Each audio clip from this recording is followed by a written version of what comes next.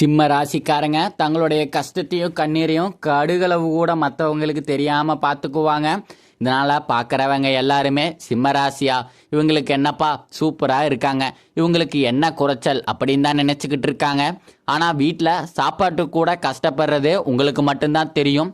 நல்லதை கெட்டதை முழுசாக தெரிஞ்சவங்க, சூரியனை ராசி அதிபதியாக கொண்டவங்க, எல்லா இடங்கள்லையுமே நேர்மையும் உண்மையும் மட்டுமே நம்பக்கூடியவங்க.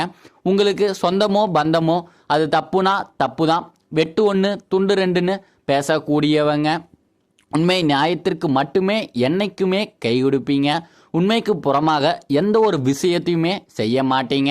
இதனால தான் சிம்மராசிக்காரங்களுக்கு நிறைய கஷ்டங்களும் துன்பங்களும் அதிகமாகவே ஏற்பட்டுக்கிட்டு இருக்கு. புதுமையான சிந்தனைக்கு சொந்தக்காரங்க, பூ போல மனசு, கோபத்தை மறைச்சிட்டு சிரிப்பை மட்டுமே காட்டக்கூடியவங்க, எடுத்த காரியத்தை எப்படியாவது முடிச்சிடணும் அப்படிங்கிறதுக்காக கஷ்டப்பட்டு போராடக்கூடியவங்க, கஷ்ட காலத்தில் திரும்பி பார்க்க கூட ஆள் கிடையாது. ஏதோ தட்டு தடுமாறி எந்திரிச்சு நிற்கிறப்போ உங்களை குறை சொல்கிறதுக்குன்னே நிறைய பேர் தேடி வருவாங்க. உங்கள் சொந்தக்காரங்க நண்பனுக்கு ஒரு தேவை இருக்குதுன்னா மட்டும்தான் உங்ககிட்ட வருவாங்க. அந்த தேவை முடிஞ்ச உடனே உங்களை தூக்கி போட்டுருவாங்க. மறுபடியும் அவங்க வந்து உங்ககிட்ட உதவின்னு கேட்பாங்க. அவங்க உங்களுக்கு முன்னாடி பண்ண துரோகத்தை எல்லாமே மறந்துட்டோ மீண்டும் அவங்களுக்காக உதவி செஞ்சு ஏமாறக்கூடியவங்க தாங்க சிம்மராசிக்காரங்க. வாழ்க்கையில் எப்படியாவது முன்னேறிடணும் அப்படிங்கிறதுக்காக தினம் தினம் கஷ்டப்பட்டு உழைக்கக்கூடியவங்க நீங்கள். உங்கள் வாழ்க்கையில் கடந்த காலகட்டங்களில் நீங்கள் எதையெல்லாமே இழந்துட்டு இருக்கீங்களோ அது எல்லாமே மீண்டும் உங்களுக்கு திரும்ப வரப்போகுதுங்க.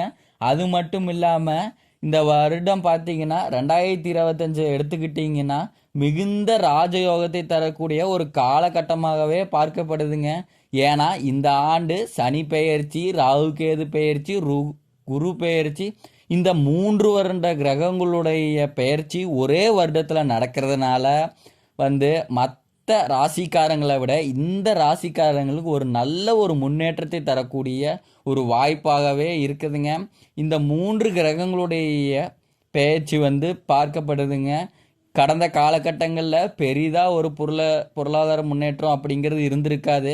வேலையில் பிரச்சனை, தொழிலில் பிரச்சனை, குடும்பத்தில் பிரச்சனை, இந்த மாதிரி நிறைய சிக்கல்கள் எல்லாமே அனுபவிச்சிருப்பீங்க.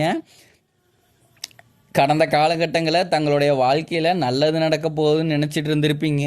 ஆனால் உங்களுக்கு அந்த டைமில் ஒரு மிகப்பெரிய ஏமாற்றம் தாங்க.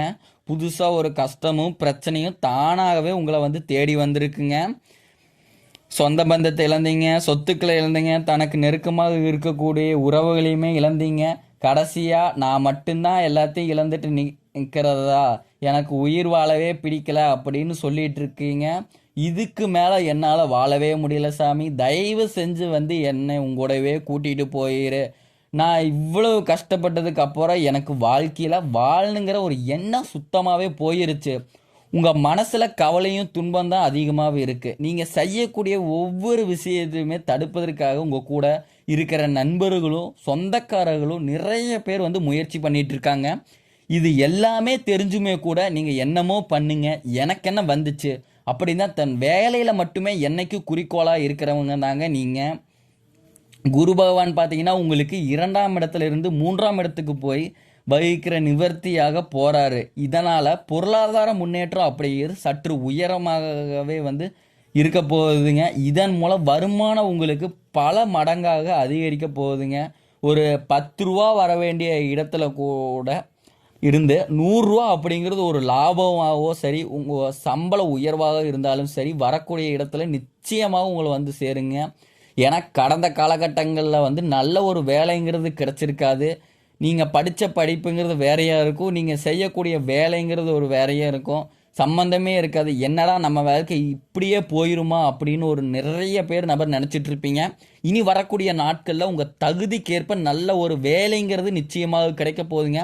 அது அரசாங்க வேலையாக இருந்தாலும் சரி, இல்லை ஒரு ப்ரைவேட் ஜாப்போ, ஐடி ஜாப்போ, பேங்க் சைடோ, நீங்கள் எங்கே வேலைக்கு ட்ரை பண்ணாலும் உங்களுக்கு நிச்சயமாக நல்ல ஒரு வேலை அப்படிங்கிறது கண்டிப்பாக கிடைக்க போகுதுங்க.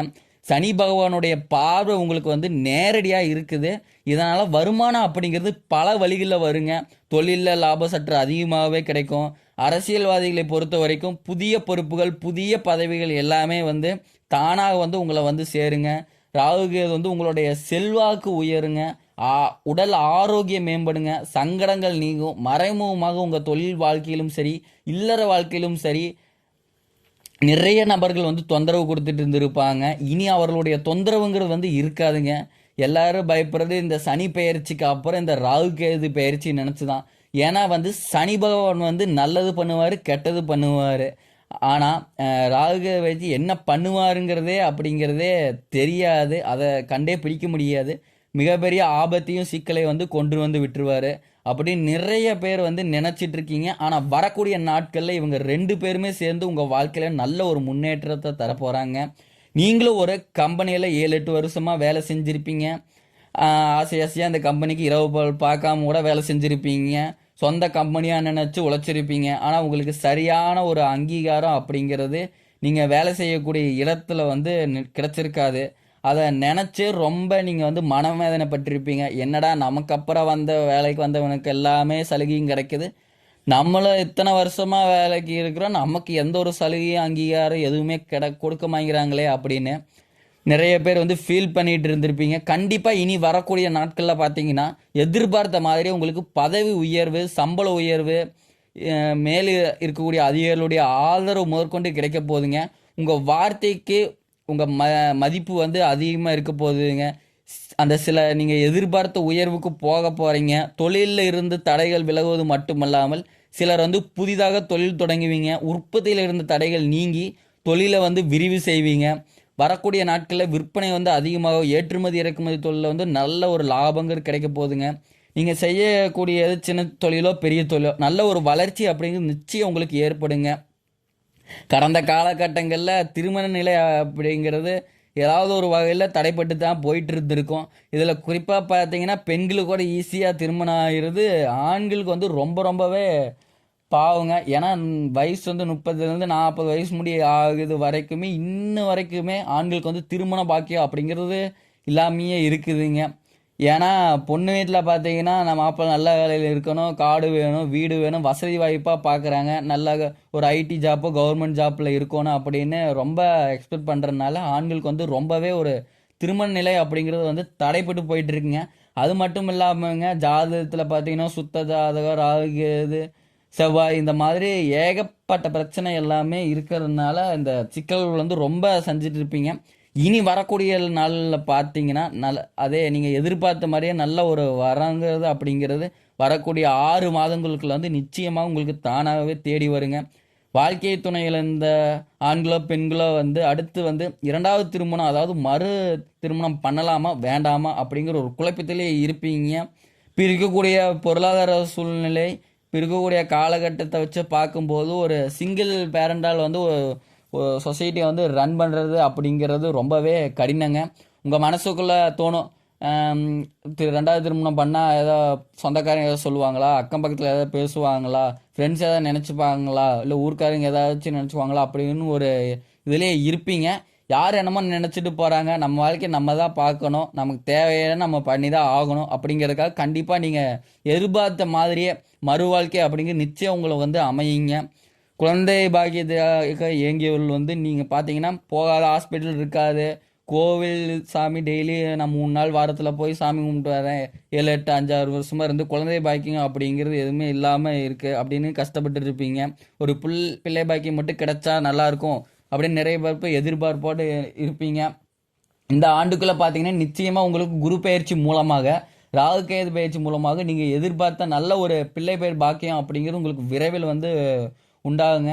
பிரிந்திருக்கக்கூடிய கணவன் மனைவி எல்லாமே மீண்டும் ஒரு முறை சேர்ந்து பேசக்கூடிய வாய்ப்பு வந்து கிடைக்கும் பட்சத்தில் மீண்டும் ஒன்றாக இணைந்து வாழ்வீங்க. காதலில் கடந்த காலகட்டங்களில் அதிகமாகவே வந்து தோல்வியை செஞ்சுட்டு இருந்திருப்பீங்க. ஏன்னா பேரண்ட்ஸ் சப்போர்ட் இல்லாமல் ரொம்ப கஷ்டப்பட்டுட்டு காதல் செட் ஆகாமல் இருந்திருக்கும். இனி வரக்கூடிய நாட்களில் வந்து அந்த லவ் வந்து வீட்டில் பேரண்ட்ஸ் கூட சொல்லி அதை அக்செப்ட் பண்ணி ஏற்றுக்குவாங்க.